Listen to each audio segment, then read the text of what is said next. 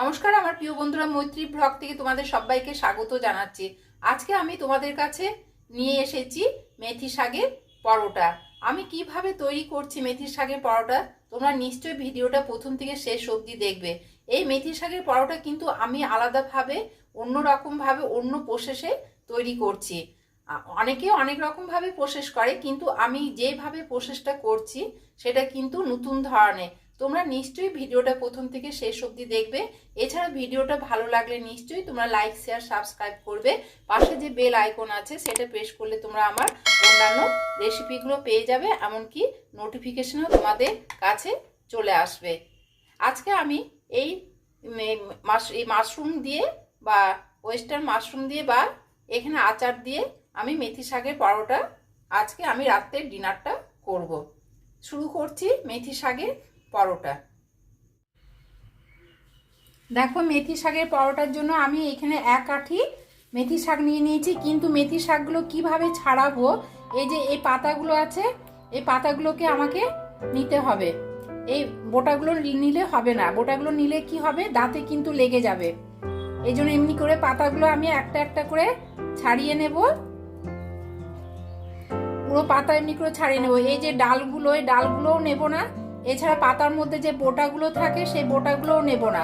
এমনি করে ছাড়িয়ে ছাড়িয়ে আমি পুরো আঁটিটায় পাতাগুলো আমি নিয়ে নেব। এমনি করে পুরো ছাড়িয়ে নিচ্ছি। দেখো, এমনি করে পুরো ছাড়িয়ে নিলাম। ছাড়িয়ে নিয়ে এই পুরোটা এমনি করে আমি ছাড়াবো। এই যে এমনি এমনি করে ছাড়িয়ে নেব, ঠিক আছে। এই যে এখন আমি এখানে তোমাদের সামনে দেখাতে অনেকটা দেরি হয়ে যাবে, সেই জন্য আমি এখানে আগে আমি আরেক আঁটি বেছে নিয়েছি, এমনকি ভালো করে জল দিয়ে ধুয়ে নিয়েছি, ভালো করে পরিষ্কার করে নিয়েছি। এখন আমি এর সঙ্গে প্রথমে হাফ চামচ লবণ দিয়ে দিলাম, হাফ চামচ হলুদের গুঁড়ো দিলাম, আর এখানে আমি টক দই দেব। আমার শাশুড়ি মাকে দেখতাম আমি টক দই দিতে। টক দই দিলে বেশ সুন্দর নরম হয়ে যায় শাক, আবার খেতেও কিন্তু খুব ভালো লাগে। 2 চামচ দিলাম আর 1 চামচ দিয়ে দিলাম।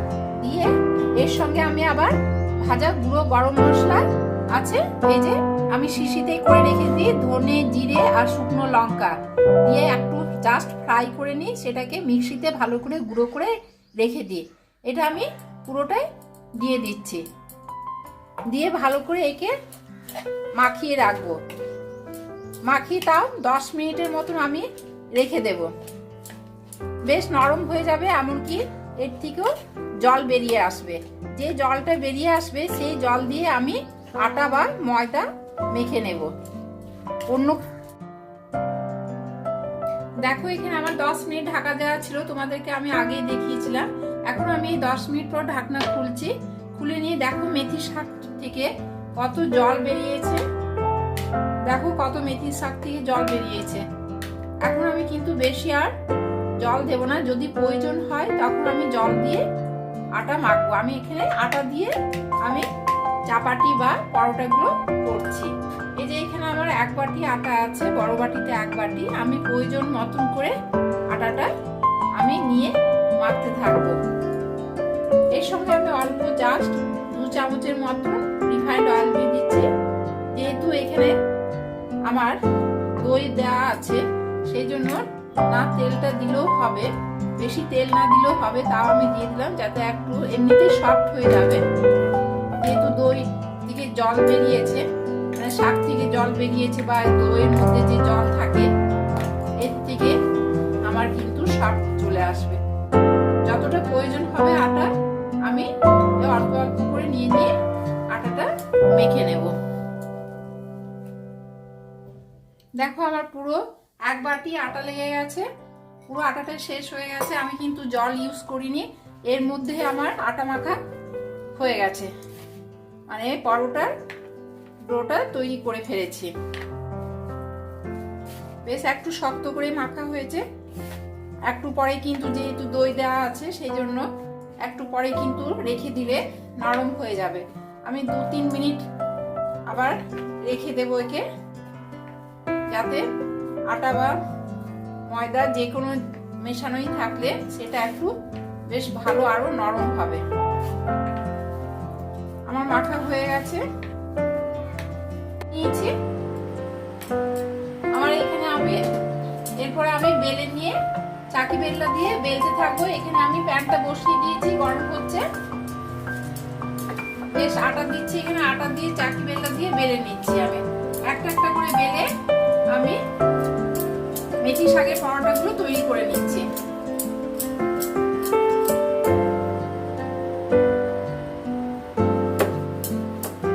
আমার একখানা বেলা হয়ে গেছে। এরপর আটাটা এমনি করে ঝেড়ে নিতে হয়। ঝেড়ে নিলে কি হয়, এখানে আটা হয় না। একটু মিডিয়াম হিট দিয়ে আমি পাউডারটা দিয়ে দিচ্ছি।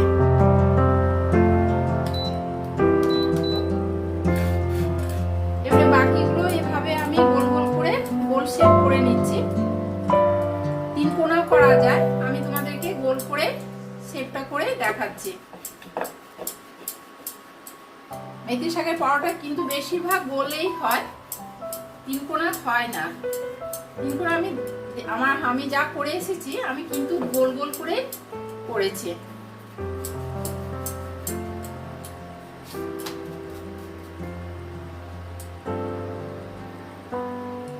দেখো এটা হয়ে গেছে অনেকটা।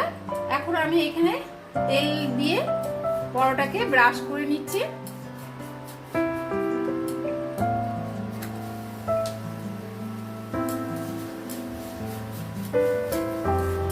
দুটো করেও করা যায়, কিন্তু আমি এখন তোমাদেরকে একটা করেই দেখাচ্ছি। একখানা হয়ে গেছে, আমার তৈরি হয়ে গেছে। এরপর আমি এখানে ক্যাসারোলের মধ্যে ঢুকিয়ে রাখবো। গরম গরম বেশ খাবার সময় পরিবেশন করা যাবে। এই যে ক্যাসারোলের মধ্যে ঢুকিয়ে রাখবো, যখন খাওয়া হবে তখন বেশ গরম গরম পরিবেশন করা যাবে। আরেকখানা দিয়ে দিলাম, দিয়ে ওইটাও এভাবে তৈরি করব। এই যে বাদ বাকিগুলোকেও এভাবে আমি পরোটাগুলোকে করে নিচ্ছি।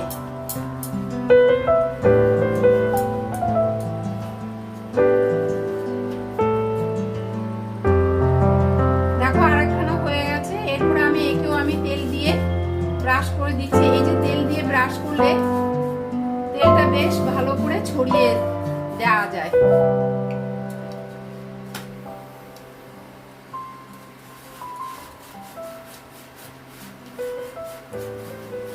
আমার দুখানা কমপ্লিট হয়ে গেল।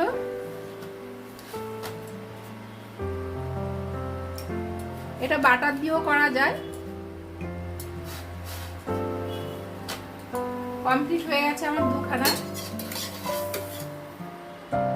এখানে আরেকখানা দিয়ে দিয়েছি।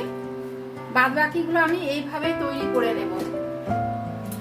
আরো যা যা আছে পরোটা আমি এইভাবে তৈরি করে নিচ্ছি।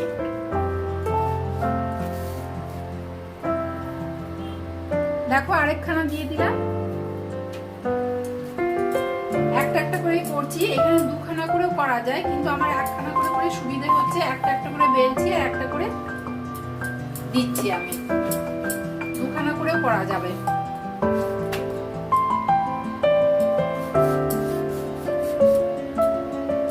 তোমরা নিশ্চয়ই বাড়িতে এভাবে করবে। আমি এর সঙ্গে চাইনিজ ওয়েস্টার্ন মাশরুম করেছি, তাই দিয়ে আমি আজকে, এছাড়াও আমি চাইনিজ ওয়েস্টার্ন মাশরুমের সঙ্গেও আমি আচার দিয়ে খাবো, তাই আমি তোমাদেরকে করে শেয়ার করলাম।